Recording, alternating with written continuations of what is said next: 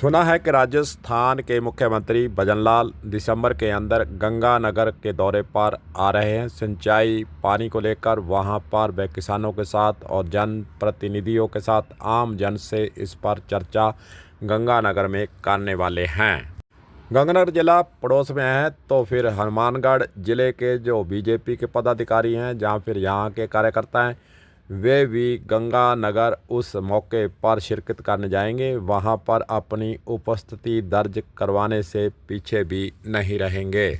यह जो वीडियो है हम हनुमानगढ़ जिले के बीजेपी के बड़े बड़े लीडर जो पूर्व के हैं, चाहे अब सत्ता में उनकी भागीदारी है, उनके लिए एक संकेत, उनके लिए एक जागरूकता पैदा करने और समस्याओं के प्रति उनको आगाह करने के लिए ही बना रहे हैं।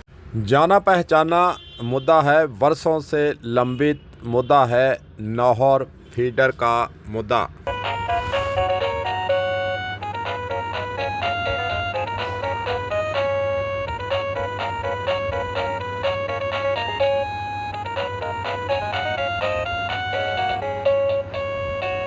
आए दिन आप सुनते हैं कि नौहर फीडर टूटी, सैकड़ों एकड़ फसल जलमग्न और नौहर फीडर टूटने से वहां से किसानों की बारियां पिटी।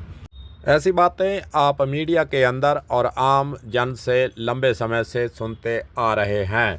केंद्र सरकार और हरियाणा सरकार और राजस्थान सरकार के अंदर बीजेपी समानांतर सरकार होने के बावजूद डीपीआर जो नौहर फीडर की 1 साल से लटकी हुई है उसके प्रति संवेदनशील होकर कोई भी नेता खुलकर बोल नहीं रहा, कोई भी नेता इसके लिए प्रयास करता नहीं दिख रहा।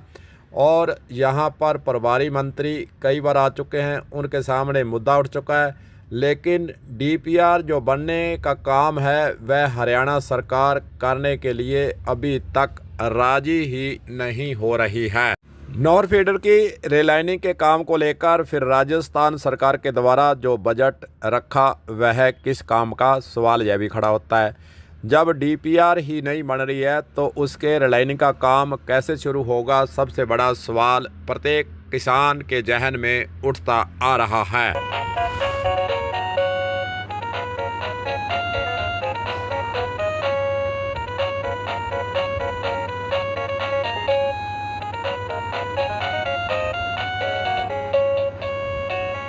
हरियाणा के अंदर नए सरकार और नए वहाँ के अधिकारियों को कोई डीपीआर बनाने में सरोकार है। डीपीआर बनाने के लिए हरियाणा के अधिकारियों की ओर से कोई रुचि, कोई प्रयास उसकी प्रक्रिया को पूरा करने के लिए नहीं दिखाई दे जा रही है।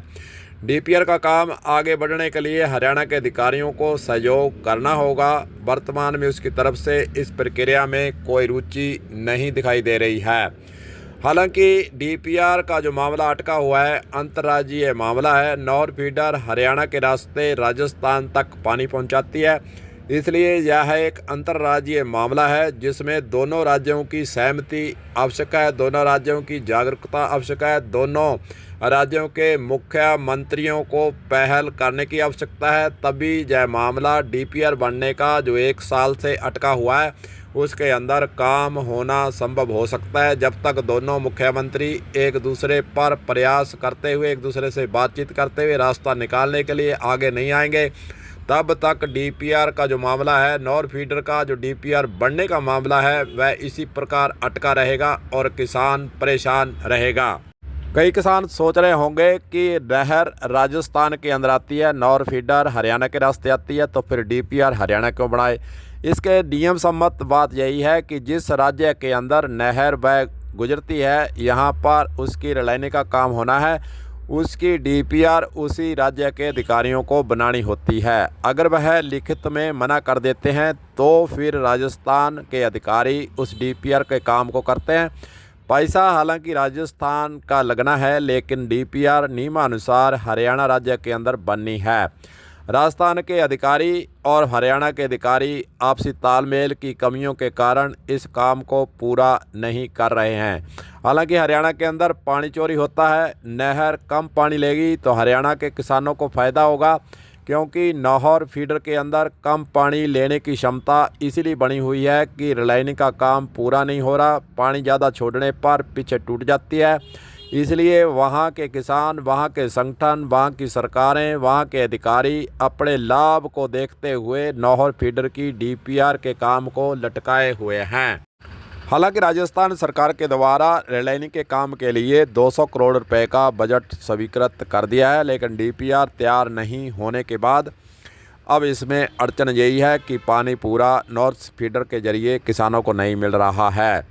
नौहर फीडर की अगर क्यूसेक वाइज पानी की मात्रा देखें तो 332 क्यूसेक की यह प्लान है। 226 क्यूसेक इसके अंदर चलता है, वो भी टुकड़ों में चलता है, कभी टूट जाती है, और 226 क्यूसेक भी पूरा पानी नहीं मिलता है।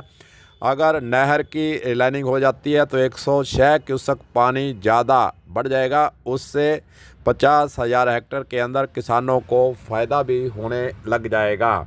नौहर फीडर के पानी की बात कर लें तो हरियाणा के CP4 हेड से यहाँ पर पानी आता है।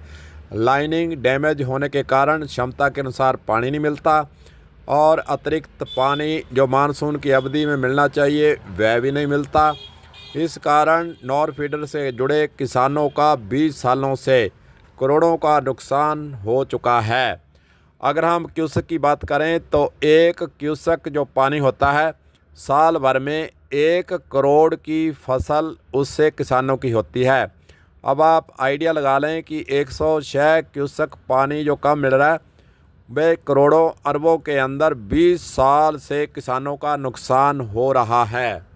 अगर हम इसके रिलाइनिंग के प्रयास की बात करें तो 2022 के अंदर यहाँ के किसान कलेक्ट्रेट पर आमरण अनशन कर चुके हैं, गिरफ्तारियाँ के दे चुके हैं, लंबे समय से आंदोलन चलाया इसका जा रहा है। 2023 में केंद्रीय जल शक्ति मंत्री से प्रतिनिधिमंडल मिलता है, तमाम ऐसे समय समय पर प्रयास हो चुके हैं, लेकिन अभी तक इसकी डीपीआर का काम ही सिरे नहीं चढ़ा है। तो रिलाइनिंग का आप आइडिया लगा लें कि कब पूरी होगी। कितने सालों से किसान परेशान हैं, यहाँ के क्षेत्र के अंदर मायूसी छाई हुई है। खुशहाल रहना चाहिए जय प्रदेश के अंदर एरिया, लेकिन कम पानी मिलने से किसानों के चेहरे मुरझाए रहते हैं, फसलें होती नहीं हैं, फ़ायदा जो होना चाहिए वह हो नहीं रहा, और इसीलिए किसान वहाँ के लगातार परेशानी के अंदर है। प्रयास जो है करने के लिए तत्पर रहते हैं, लेकिन आगे नेताओं के आगे कोई प्रयास होते नहीं दिखकर वे मायूस ज़रूर होते नज़र आ रहे हैं।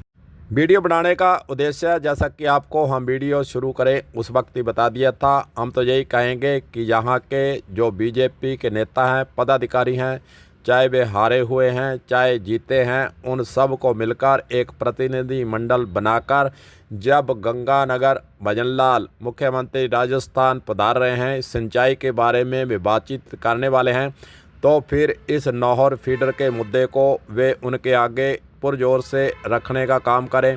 मुख्यमंत्री से सीधी बातचीत करते हुए सटीक यही बात कहें कि आप गंगानगर से जो है हरियाणा की तरफ रुख कर लें।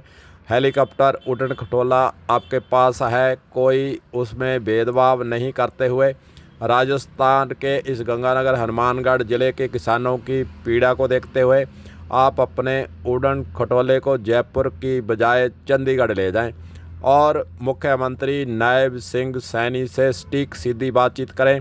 दोनों मुख्यमंत्री अगर एक साथ बैठ जाएं, अधिकारियों को वहीं बुला लिया जाए, तो डीपीआर बनाने का रास्ता साफ हो सकता है, रास्ता निकल सकता है, और जो नौहर क्षेत्र के किसान परेशान हैं उनकी परेशानी को दूर करने में हम सहायक सिद्ध हो सकते हैं।